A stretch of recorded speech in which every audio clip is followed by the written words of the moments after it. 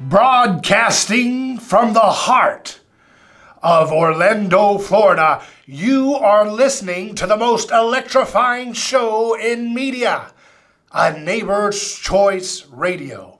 I am your host, David Gornoski, and thank you for joining me on A Neighbor's Choice.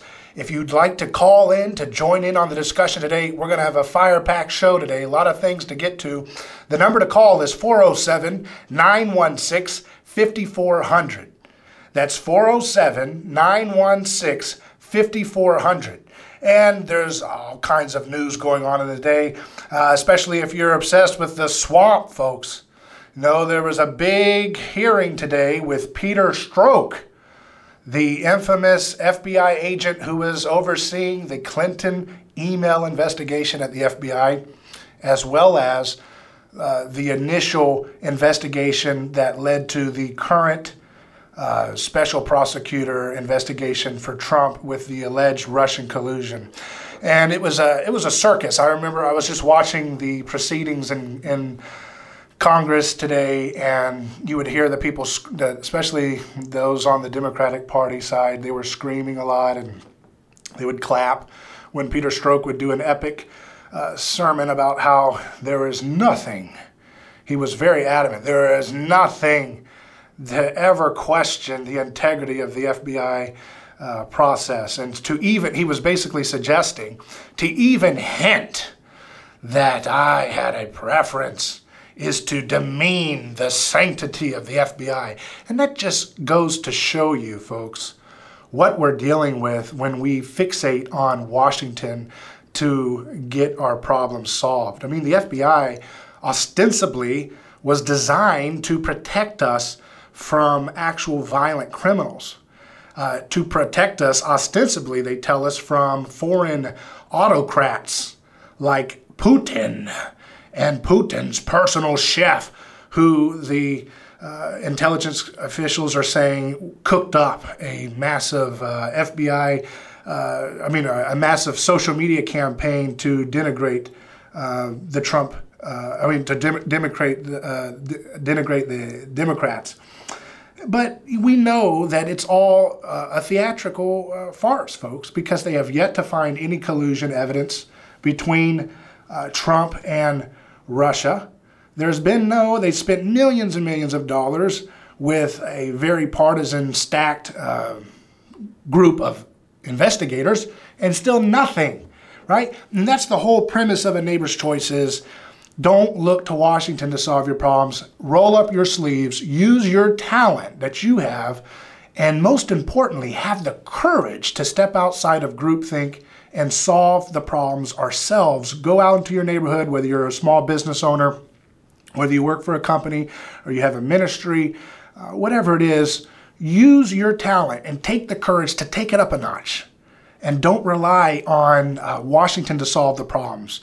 We have to solve them ourselves. There is no big, deep threat that Trump poses in terms of trying to collude with Russia. There's no evidence of that. I mean, if there's something that comes out, great, if that happens, but there's no evidence that there's ever going to be anything of that kind. It's all just a way of trying to scapegoat Trump because he dared to defy the status quo for foreign policy. He said, hey, here's Russia. They have a lot of commonalities with our culture. They're largely Christian. They're moving more in a desire, their people are moving more and more for a desire for capitalism.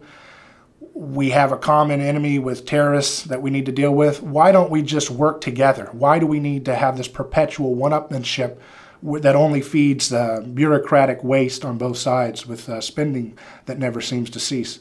So why not work together? Why not have friendship with them? And that was heresy.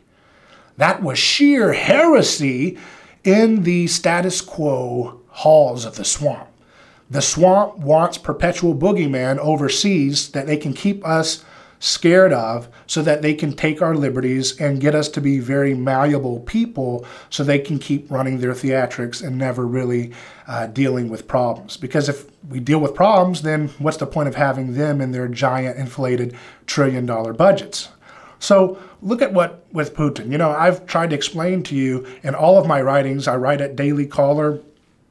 Townhall Finance, WorldNet Daily, several other top conservative and alternative media sites.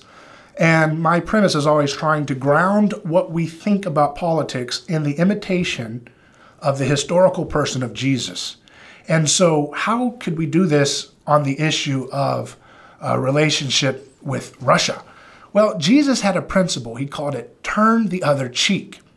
And a lot of people think that that's some kind of Hallmark card that, and sometimes people even have the mistake to interpret that as pacifism, but it's quite the opposite. It's actually a proactive way to dismantle systems of evil, systems of violence and oppression by not mirroring the act of aggression, but allowing the act of aggression or violence to fall in on its own weight. So turning of the cheek is not about pacifism. It's not about cowering in the corner and letting someone slap you. No, there is a place for defense and self-defense within the imitation of Jesus that we can model our society through. But turning of the cheek is about dismantling power systems by allowing them to just fall on their own face. So how would you do that if you are concerned about Putin? I'll show you, very simple.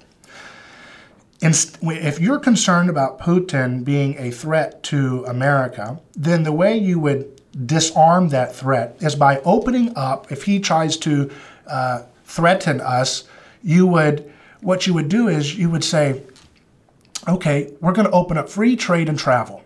So we're going to, instead of sanctioning Russia, we're going to just open up even more trade for our companies to trade with companies in Russia and vice versa.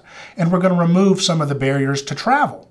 And what that would do is that would build unity and build alliances, and it would build camaraderie between the people of both countries even stronger. And it would eliminate Putin's ability to scapegoat America as the problem for the people of Russia. And he would have to be internally reforming himself if he wanted to stay popular.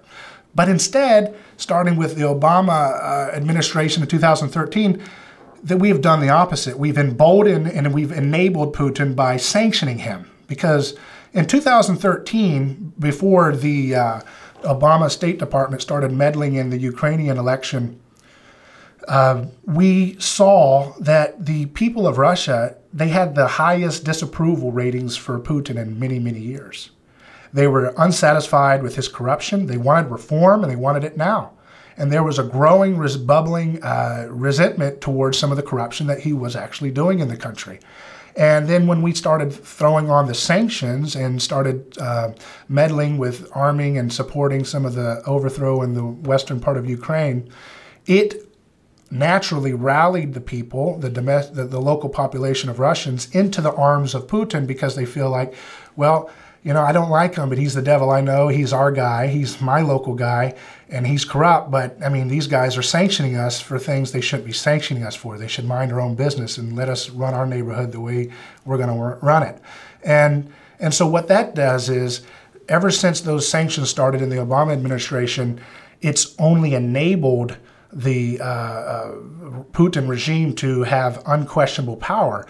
In fact, I remember I was watching the reporter Glenn Greenwald. He spoke recently, and he said that he was just over in Russia. And he said the people who are internally trying to oppose Putin, they've said that this entire Democratic-led Russian witch hunt hysteria has done a terrible thing for dismantling the internal opposition to Putin. So if you want to stop the power of Putin, you turn the other cheek by opening up free trade, free travel. You build unity between our populations, and that will cause the internal population of Russia to put pressure on Putin to reform his ways or get out. So this is how we can use common sense principles that Jesus taught us 2,000 years ago. We can apply them on the headlines today, cut through all the fog, cut through all the silly Peter Stroke jokes, and get to the real solutions that are very easy. So the number is 407-916-5400. Coming up soon, I'll be speaking with Jerry Boyer, the editor of Townhall Finance, here on News Radio 102.5 WFLA.